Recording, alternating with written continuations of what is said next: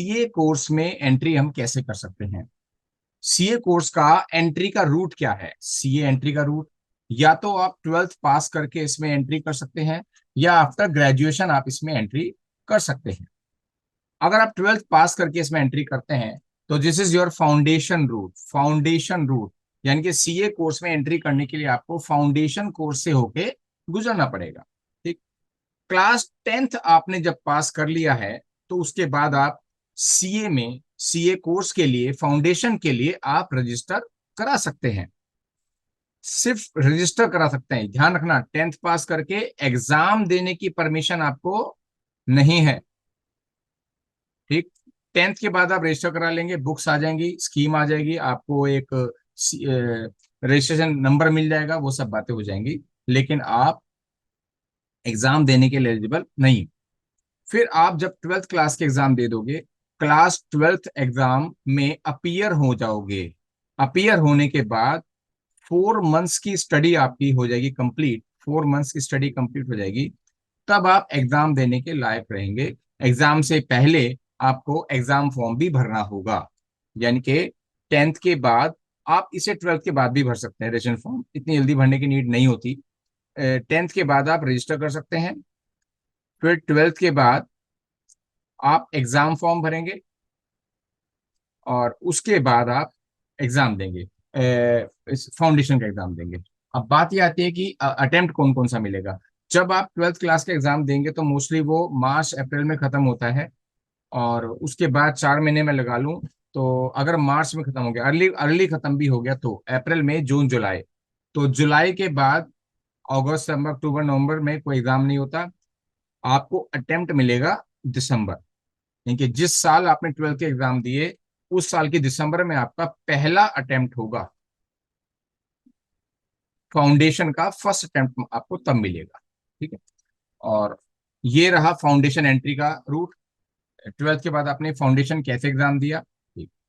अब आगे का रूट समझ लीजिए। इसके बाद पास क्लास ट्वेल्थ, ट्वेल्थ पास हो गई आपकी, इधर फाउंडेशन भी आपका पास हो गया, तो आप इंटरमीडिएट कोर्स के लिए रजिस्टर कर सकते हैं। ट्वेल्थ भी पास हो गए, ट्वेल्थ के बाद आपने फाउंडेशन भी क्लियर कर लिया, तो आप इंटर के लिए रजिस्टर कर सकते हैं बेटा। तो रजिस्टर फॉर इंटरमीडिएट कोर्स।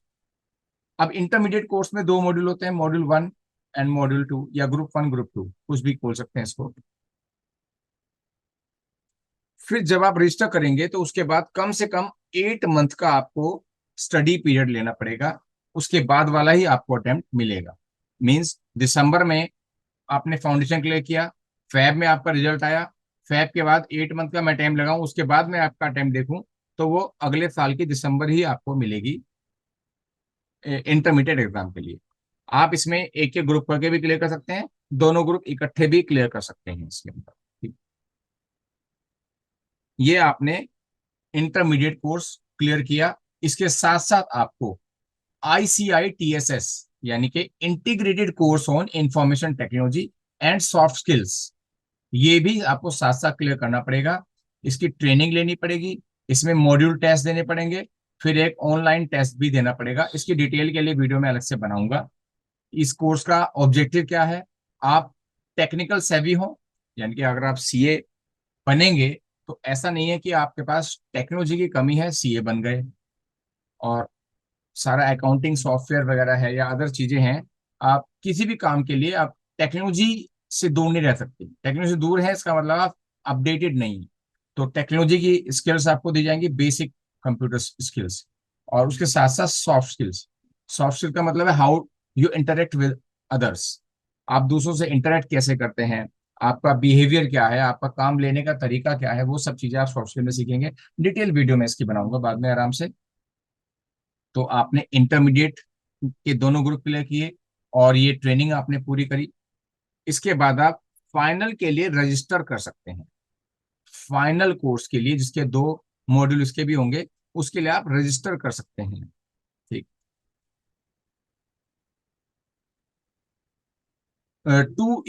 इसके बाद अब नए कोर्स में 2 ईयर की प्रैक्टिकल ट्रेनिंग हो गई आपकी, आर्टिकलशिप। तो इसके बाद आप रजिस्टर करने के बाद आप 2 साल की प्रैक्टिकल ट्रेनिंग आपकी स्टार्ट हो जाएगी। उसके लिए आप रजिस्टर करेंगे तब जाके स्टार्ट होगी। अनइंटरप्टेड प्रैक्टिकल ट्रेनिंग आपको लिखा गया था इसके अंदर।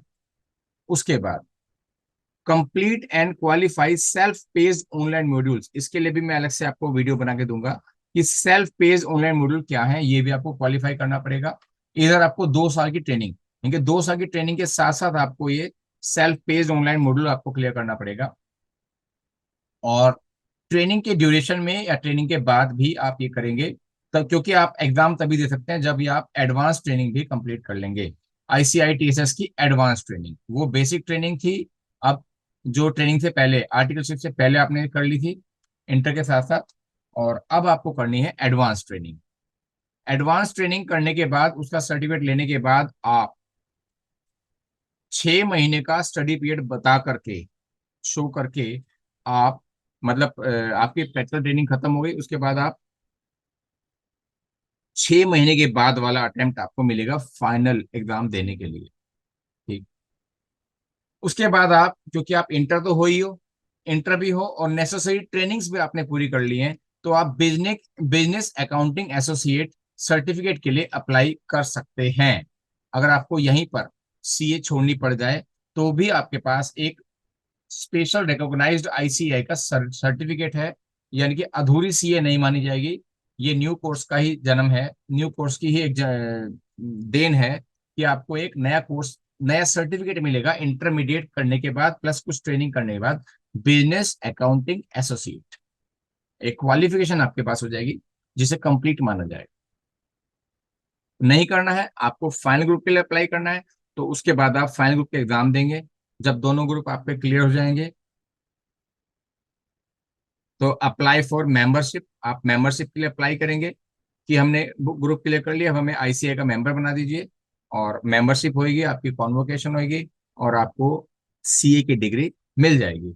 ये पूरा रूट था फाउंडेशन वाला। ठीक, सारा आगे का रूट तो सेम है, लेकिन अगर आप डायरेक्ट एंट्री रूट लेते हैं, डायरेक्ट एंट्री वाला रूट लेते हैं, तो इसके लिए आपको ग्रेजुएट होना पड़ेगा। ग्रेजुएट में 2 तरह के होते हैं, कॉमर्स या नॉन कॉमर्स। कॉमर्स है तो मिनिमम 55% मार्क्स आपके होने चाहिए डायरेक्ट एंट्री रूट के लिए। नॉन कॉमर्स स्टूडेंट्स हैं तो आपके पास 60% मार्क्स होने चाहिए ग्रेजुएशन में या पोस्ट ग्रेजुएशन में। कॉमर्स में भी यही है कि ग्रेजुएशन में या पोस्ट ग्रेजुएशन में आपके पास इतने मार्क्स होने चाहिए for getting admission in direct entry route in CA inter.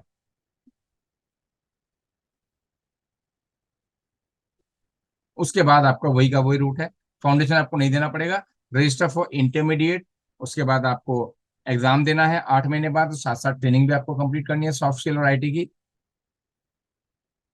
Practical training start हो जाती है, फाइनल में रजिस्ट्रेशन होता है, रजिस्ट्रेशन के बाद आपकी प्रैक्टिकल ट्रेनिंग स्टार्ट होगी और एडवांस ITT भी आपको करना पड़ेगा सॉफ्ट स्किल के साथ, और सेल्फ पेस मॉडल भी आपको करने पड़ेंगे, वो सब काम होगा, CA बन जाएंगे। लेकिन रूट वही का वही, स्टार्टिंग रूट आपका चेंज है बस, कि आपको डायरेक्ट एंट्री रूट में फाउंडेशन नहीं देना पड़ता। तो ये था all about entry route in CA course. Thank you.